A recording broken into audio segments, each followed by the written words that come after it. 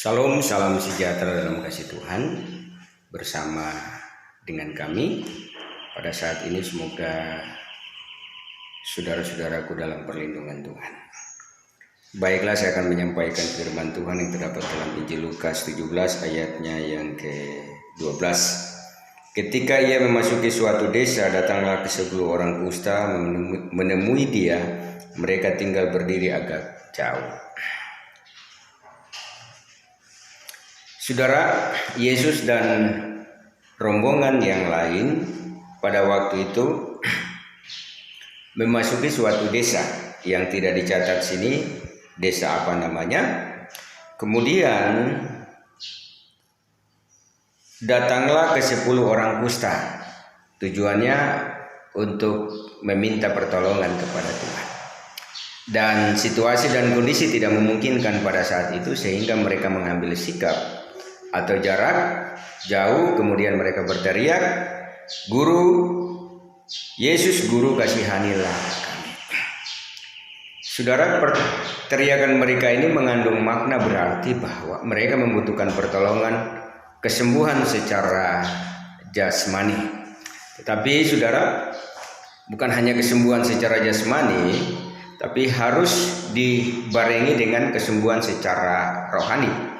Karena tentunya akan terjadi perubahan dalam kehidupan kita ketika kita berjumpa dengan Tuhan. Kemudian lalu ia memandang mereka dan berkata, "Pergilah, perlihatkan dirimu kepada imam-imam." Saudara, harapan mereka mungkin pada saat itu mereka mengalami mujizat.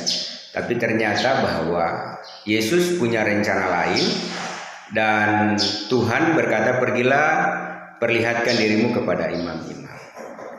Saudara, seandainya kalau mereka bisa bertemu dengan imam-imam pada saat itu, tentunya mereka akan diusir, akan dihukum.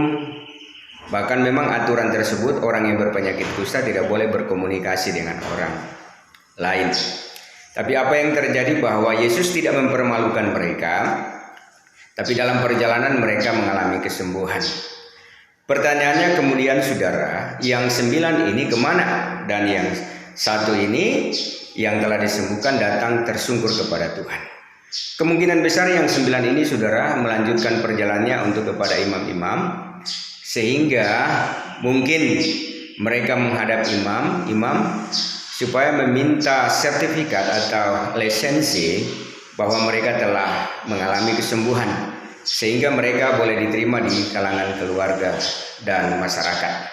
Tapi saudara, saya berpikir bahwa seharusnya ketika kita mengalami kesembuhan, kita harus mengutamakan Tuhan, karena Dia adalah yang telah memberi kesembuhan secara luar biasa. Nah, oleh karena itu poin yang pertama yang harus kita petik dari peristiwa orang kusta ini, yaitu di mana ketika kita menginginkan sesuatu mujizat terjadi dalam hidup kita, tentunya kita harus melakukan perintah Tuhan. Yang kedua, kita harus melewati proses. Dan yang ketiga di sini bahwa kita harus mengucap syukur atas pemberian Tuhan lewat kesembuhan, lewat pertolongan Tuhan, mungkin keuangan dan lain sebagainya. Oleh karena itu, saudara, segala sesuatu yang kita lakukan, saudara, bagi Tuhan, mengutamakan Tuhan, saya berpikir bahwa itu yang terbaik, karena Tuhan adalah sumber berkat dalam hidup kita. Semoga firman Tuhan ini, saudara, memberi makna yang mendalam. Contoh seperti seorang yang berpenyakit kusta ini, yang satu datang kepada Tuhan, mengucap syukur atas segala pertolongan Tuhan, dan Tuhan berkata, "Imanmu telah menyelamatkan engkau." Puji Tuhan. Biarlah kebenaran firman Tuhan ini menjadi berkat bagi kita. Semoga saudara selalu sehat dan selalu mengalami pertolongan Tuhan yang dahsyat. Haleluya. Amin.